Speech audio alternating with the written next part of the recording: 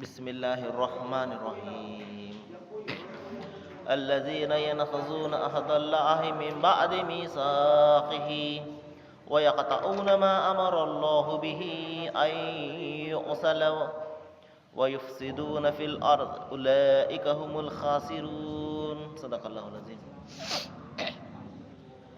అనంత కరుణామయుడు, అపార కృపాశీలుడు, పాలకుడు పోషకుడు అయిన సృష్టికర్త అల్లాహ్ శుభనామంతో ప్రారంభిస్తున్నాను. సోదరులారా, సోదరిమణులారా, అస్సలాము అలైకుం రహమతుల్లాహి వబరకాతుహు. సర్వ సృష్టికర్త అయినటువంటి అల్లాహ్ మనందరి జీవితాల్లో శాంతిని మరియు కరుణను కురిపించునుగాక.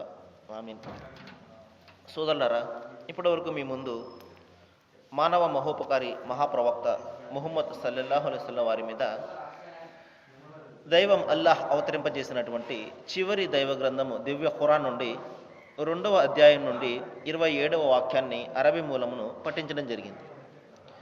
దీని తెలుగు అనువాదం ఏమిటంటే, దైవం ఈ విధంగా సెలవిస్తున్నాడు: ఈ విధంగా అల్లాహ్ ఒకే విషయంతో అనేక మందిని అపమార్గం వైపునకు తీసుకుని వెళ్తాడు, మరి ఎంతోమందికి సన్మార్గాన్ని కూడా చూపుతాడు. అల్లాహ్ దీని ద్వారానే అపమార్గం పట్టించేది వీరినే దీని ద్వారా అపమార్గం పట్టించేది వీరినే. వారు ఎవరంటే, అల్లాహ్ ఆజ్ఞలను ఉల్లంఘించేవారు, అల్లాహ్ తీసుకున్న ప్రమాణాన్ని దృఢపరిచిన తర్వాత భంగపరిచేవారు, కలిపి ఉంచండి అని అల్లాహ్ ఆదేశించిన బంధాలను తెంచేవారు, ఇంకా భూమిలో కల్లోలాన్ని రేకెత్తించేవారు. వాస్తవంగా నష్టపడేవారు వీరే. సోదరులారా, ఇక్కడ దైవము ఒక విషయాన్ని చెప్పడం జరిగింది. అదేమిటంటే, ఒకే విషయంతో అల్లాహ్ అనేక మందికి సన్మార్గాన్ని కూడా చూపుతాడు, అనేక మందికి అపమార్గాన్ని కూడా చూపుతాడు. ఇక్కడ ఒక ప్రశ్న ఉదయిస్తుంది. అదేమిటంటే, ఏమండి, దైవమే మనుషులను అపమార్గాన్ని పట్టిస్తే మరి మనుషుల యొక్క తప్పేంటండి అన్న సందేహము ఇక్కడ వస్తుంది. సోదరులారా, ఒక విషయాన్ని మనం ఇక్కడ జ్ఞాపకం పెట్టుకోవాలి, ఎప్పుడు కూడా జ్ఞాపకం పెట్టుకోవాలి. ఎందువల్లంటే, ఎల్లప్పుడూ కూడా మన వెనుక శైతాన్ అనేవాడు ఉన్నాడు. వాడు ఎప్పుడు కూడా మనసులో చెడు ఆలోచనలు తప్ప మంచి అనే ఆలోచననే కలిగించాడు. ప్రతి విషయంలో కూడా నెగటివ్ అంటే వ్యతిరేకమైనటువంటి భావాలనే వాడు మనసులో కలగజేస్తూ ఉంటాడు. ఎందువల్లంటే, మానవుల మధ్య కలహాలు సృష్టించడము, మానవుణ్ణి దైవానికి దూరంగా తీసుకుని వెళ్ళి తనతో పాటు నరకంలోనికి తీసుకువెళ్ళడము అతని యొక్క లక్ష్యం అన్నమాట. ఇక్కడ చూడండి, దైవము అపమార్గాన్ని ఎందుకు పట్టిస్తాడు మనుషులను? అది మరి అలా పండించినప్పుడు మానవుల యొక్క తప్పేమిటి? ఇది చాలా భయంకరమైనటువంటి ఒక సందేహం అన్నమాట. ఇక్కడ ఒక విషయాన్ని మనం ఇప్పుడు కూడా జ్ఞాపకం పెట్టుకోవాలి. అదేంటంటే, ఒకవేళ దైవమే మనుషులను అపమార్గాన్ని పట్టించదలిస్తే దైవ ప్రవక్తలను పంపే అవసరం ఏముంటుందో ఒకసారి ఆలోచించండి. అలాగే వారితో పాటు దైవ గ్రంథాలను దైవం ఎందుకు పంపుతాడు ఒకవేళ అపమార్గాన్ని పట్టించదలిస్తే? కాబట్టి దైవం దృష్టిలో మానవులందరూ కూడా సమానమే. అందరినీ కూడా ఒకే విధంగా పుట్టించినవాడు ఆయన. ప్రతి వ్యక్తికి కూడా ఆయన పుట్టించడానికి ఒకే విధమైనటువంటి కష్టాన్ని పడ్డవాడు ఆయన. కాబట్టి దేవుని దృష్టిలో, అల్లాహ్ దృష్టిలో మానవులందరూ కూడా సమానంగా ఉంటారు. అందరూ కూడా ఆ నరకాగ్ని నుండి తప్పించుకోవాలి, ఈ యొక్క తాత్కాలికమైనటువంటి ప్రాపంచిక మాయలో పడకూడదు, శాశ్వతమైనటువంటి స్వర్గాన్ని పొందాలి అన్న లక్ష్యమే దైవానిది. ఒకరు ఇష్టము కాదు. చూడండి, ఒక వ్యక్తికి ఒక 4 పిల్లలు ఉన్నారనుకుందాం. మరి 4 పిల్లలన్నా కూడా ఆ తండ్రికి ఎంతో ఇష్టంగా ఉంటుంది. ఒక పిల్లవాని మీద ఎక్కువ ప్రేమను, ఒక పిల్లవాని మీద తక్కువ ప్రేమను చూపించడు. అందరూ కూడా సమానంగానే అతను చూపిస్తాడు. అదేవిధంగా మానవులందరూ కూడా ఈ నరకాగ్ని నుండి తప్పించుకోవాలి అన్న ఉద్దేశంతో దైవం ఏం చేశాడండి, ప్రతి కాలంలో కూడా ప్రతి భాషలో కూడా తన ప్రవక్తలను పంపించి ఏది సత్య మార్గము, ఏది అపమార్గము, ఏది స్వర్గానికి తీసుకుని వెళ్ళే మార్గము, ఏది దైవానికి చేర్చే మార్గమో తెలియజేశాడు. మరి ఏ మార్గం అతన్ని దైవాన్ని దూరంగా తీసుకువెళ్తుందో, నరకాగ్ని వైపునకు తీసుకువెళ్తుందో అది కూడా చాలా స్పష్టంగా చెప్పడం జరిగింది. కాబట్టి దైవం అపమార్గం పట్టించదలిస్తే వీటిని పంపవలసిన అవసరం ఎంత మాత్రం కూడా ఉండేది కాదు. కానీ ఎప్పుడైతే మనిషి ఈ దైవ గ్రంథాలను చదవక అదేవిధంగా దైవం పంపినటువంటి ప్రవక్త యొక్క ఉపదేశాలను కూడా అతను ఏమాత్రం ఆలోచించగా తన ఇష్టం వచ్చినట్లు తన మనసుకు నచ్చిన విధంగా తన మనోకాంక్షలు ఏదైతే మార్గం చూపుతాయో అవి, లేకపోతే తన తల్లిదండ్రుల మార్గం ఒకవేళ సత్యానికి వ్యతిరేకంగా దానిని అనుసరించినట్లయితే, దైవం నుండి దూరంగా వెళ్తున్నట్టయితే, అటువంటి వారిని బలవంతంగా అతను దైవం ఆపి తన యొక్క మార్గంలోనికి తీసుకురావాల్సిన అవసరము దైవం ఉండదు. అప్పుడు అతని కర్మకు అతను వదిలివేయడం జరుగుతుంది. దీన్ని అపమార్గం పట్టించడం అంటే, చూడండి ఒక ఉదాహరణ చెప్తాను. ప్రవక్త ముహమ్మద్ సల్లల్లాహు అలైహి వసల్లం వారి జీవితంలోనూ ఒక చిన్న సంఘటన జరిగింది. అదేమిటంటే, ఒకసారి ప్రవక్త ముహమ్మద్ సల్లల్లాహు అలైహి వసల్లం వారు తన శిష్యులతో కలిపి కూర్చుని ఉన్నప్పుడు ఒక స్త్రీ తన బిడ్డ నుండి చిన్న పిల్లవాడిని కోల్పోయింది. అంటే ఎక్కడో ఆ బిడ్డవాడు తప్పిపోయాడు అనమాట. ఆ స్త్రీ ఎంతో బాధతోటి ఏం చేస్తుంది, తనకు కనబడిన ప్రతి పిల్లవాడిని గుండెలకు హత్తుకుని పాలుని ఇస్తుందన్నమాట. ఎందుకు? ఈ పనికి దైవం సంతోషించి తప్పిపోయినటువంటి నా బిడ్డను తిరిగి నా వద్దకు తీరుస్తాడు అన్న కోరికతోటి ఏం చేస్తుందండి, ప్రతి పిల్లవాడిని కూడా గుండెలకు హత్తుకుని పాలు ఇవ్వడం మొదలుపెట్టింది.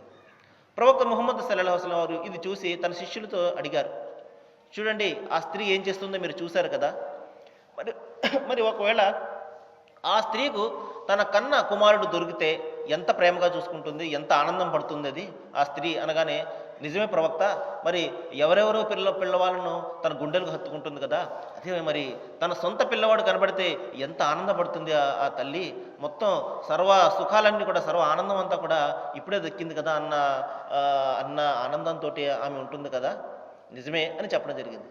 మరి మీరు ఒప్పుకుంటారా, ఒకవేళ తన సొంత కుమారుడు ఆమెకు దొరికితే ఆ పిల్లవాడిని తీసుకెళ్ళి ఆ తల్లి ఒక అగ్నిలో పడివేస్తుంది అని నేను చెప్తే మీరు నమ్ముతారా అనగానే, అది ఎలా సాధ్యమవుతుంది ప్రవక్త, తన సొంత బిడ్డను ఎలాగా ఆమె తన మంటల్లో పడివేస్తుంది అని అడగడం జరిగింది. అప్పుడు ప్రవక్త ముహమ్మద్ సల్లల్లాహు అలైహి వసల్లం వారు ఈ విధంగా చెప్పారు, దైవం కూడా అంతే, తన బిడ్డలను అంటే తను సృష్టించిన వారిని ఆయన ఎంత మాత్రం కూడా నరకంలోకి తోసివేయడు. మరి ఎవరైతే దైవం ఒక్కడు కాదు అని, దైవం ఒక్కడు అన్న సత్యాన్ని ఎవరైతే తిరస్కరిస్తారో మరి వారిని తప్ప ఎవరిని కూడా దైవము నరకాగ్నిలోకి త్రోసివేయడు అని చెప్పడం జరిగింది. కాబట్టి అందుకనే దివ్య గ్రంథం ఖురాన్లో అల్లాహ్ ఈ విధంగా సెలవిస్తున్నాడు, ఇన్న షిర్క లజుల్మున్ అజీం వల్లాహు లా యగఫిరు అన్ యుష్రిక బిల్లాహ్ అంటున్నాడు. అంటే దైవానికి సాటి కల్పించడము, అల్లాహ్ ఒక్కడు అన్న సత్యానికి దూరంగా ఉండడము, మరి అల్లాహకు సాటి కల్పించడము, ఇటువంటి తప్పులను తప్ప దైవం తాను తలిచిన వారి యొక్క తప్పులను మన్నిస్తాడు అని చెప్పడం జరిగింది. కాబట్టి అన్ని తప్పుల్లోకెల్లా పెద్ద తప్పు అనేది, పెద్ద పాపం అనేది దైవానికి సాటి కల్పించడము. సాటి మానవులను కానివ్వండి, ప్రవక్తలను కానివ్వండి, ఇంకా వేరే ఇతర జీవజాలను నీవు దైవము అని చెప్పేసి దైవానికి సాటి కల్పించడం అనే పాపము దైవానికి చాలా భయంకరమైనటువంటి కోపాన్ని తెప్పిస్తుంది. అది మనుషులను తన నుండి అంటే దైవం నుండి దూరంగా తీసుకుని వెళ్ళిపోతుంది, స్వర్గం నుండి దూరంగా తీసుకుని వెళ్ళిపోతుంది. కాబట్టి సోదరులారా, ఇక్కడ మనం గ్రహించవలసిన విషయం ఏంటంటే, అల్లాహ్ దృష్టిలో అంటే దైవం దృష్టిలో అందరూ కూడా సమానమే.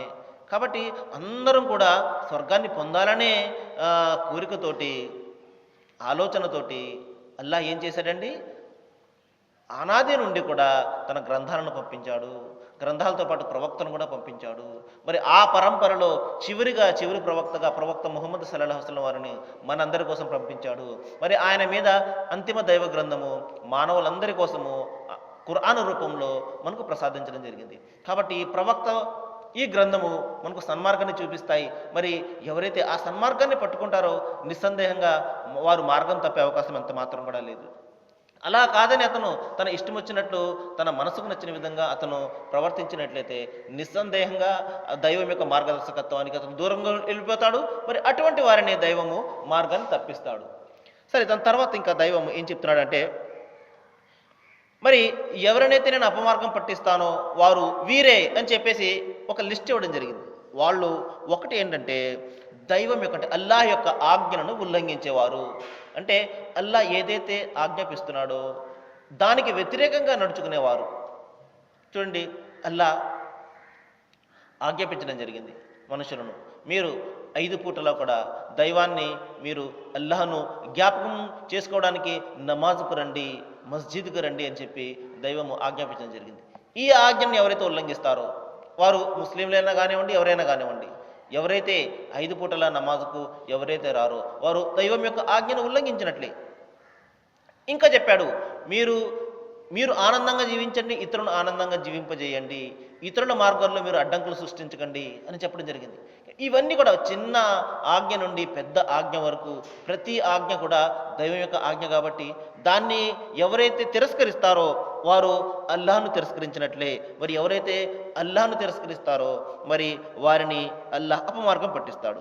ఇక రెండో వారు ఎవరంటే, రెండో కేటగిరీ వారు అల్లాహ్ తీసుకున్న ప్రమాణాన్ని దృఢపరిచిన తర్వాత భంగపరిచేవారు. చూడండి సోదరులారా, ఇక్కడ ఒక విషయం మనం జ్ఞాపకం పెట్టుకోవాలి. అదేమిటంటే ప్రతి మనిషి కూడా అల్లాహ్ వద్ద అంటే దైవం వద్ద ఒక ప్రమాణాన్ని చేసి ఈ ప్రపంచంలోనికి రావడం జరిగింది. మనం అందరం కూడా ఇప్పుడు మనము ఈ ప్రపంచంలో జీవిస్తున్నాం కదా.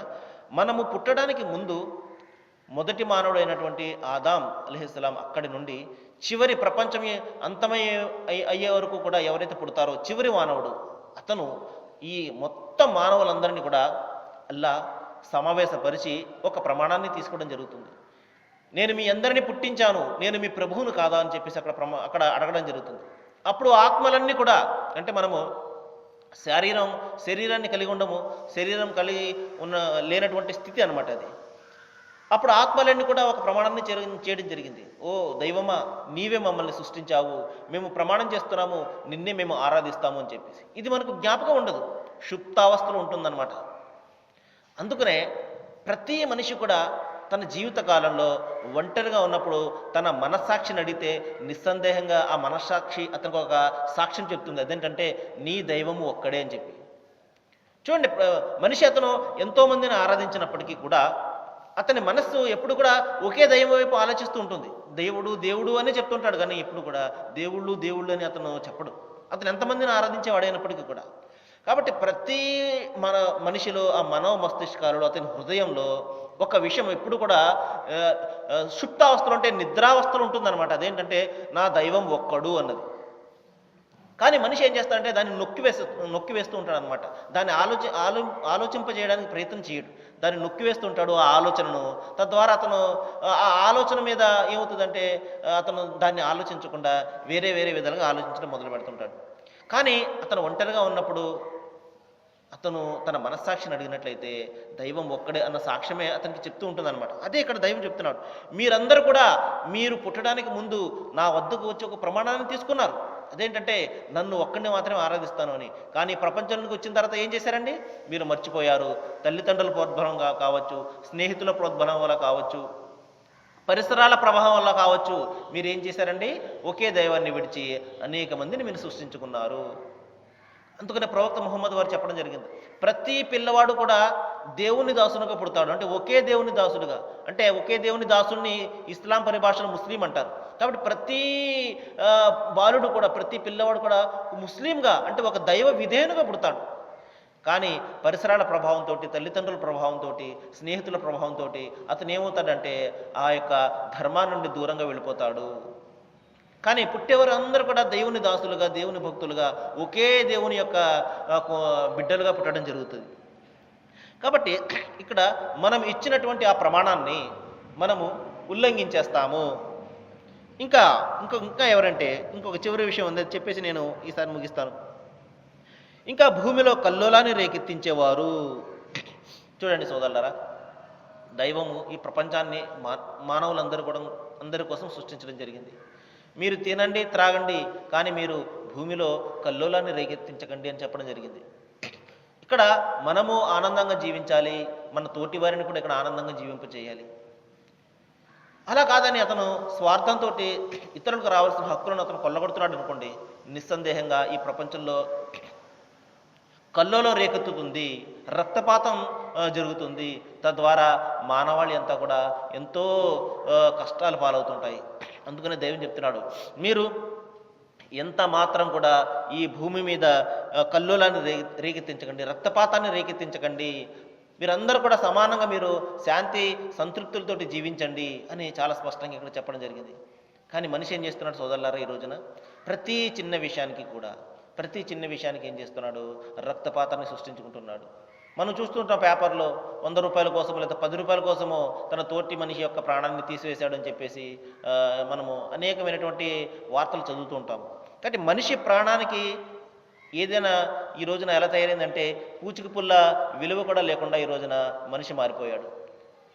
జంతువులకు ఉన్నటువంటి చూడండి, జంతువుల కోసం, జంతువుల హక్కుల కోసము అనేకమైనటువంటి ఉద్యమాలు బయలుదేరాయి ఈ రోజున. మనకు హాని కలిగించే కుక్కను కూడా చంపే అవకాశం ఈ రోజున లేదు. కేసు పెట్టేస్తుంటారనమాట ఆ యానిమల్ ప్రొటెక్షన్ వాళ్ళు. కానీ జంతువులకు ఉన్న మా ప్రాణానికి ఉన్నటువంటి విలువ కూడా ఈ రోజున మనిషికి లేకుండా పోయింది. ప్రతి చిన్న విషయానికి కూడా ఈ రోజున మనిషి తన యొక్క తోటి మానవుడిని చంపడానికి ఈ రోజున ప్రయత్నం చేస్తున్నాడంటే మనిషి ప్రాణం యొక్క విలువ ఏ విధంగా దిగజారిపోయిందో ఒకసారి ఆలోచించండి. దైవం ఇదే చెప్తున్నాడు, మీరు భూమిలో కల్లోలాలని రేకెత్తించకండి.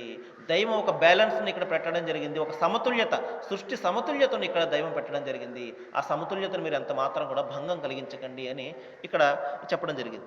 కాబట్టి ఎవరైతే ఈ పనులన్నీ చేస్తుంటారో వీరిని మార్గం తప్పిస్తాను నేను, వీరు దుర్మార్గులు, వీరు ప్రపంచంలో ఉండడానికి అర్హులు కారు అని చెప్పేసి దైవము ఇక్కడ హెచ్చరించడం జరిగింది.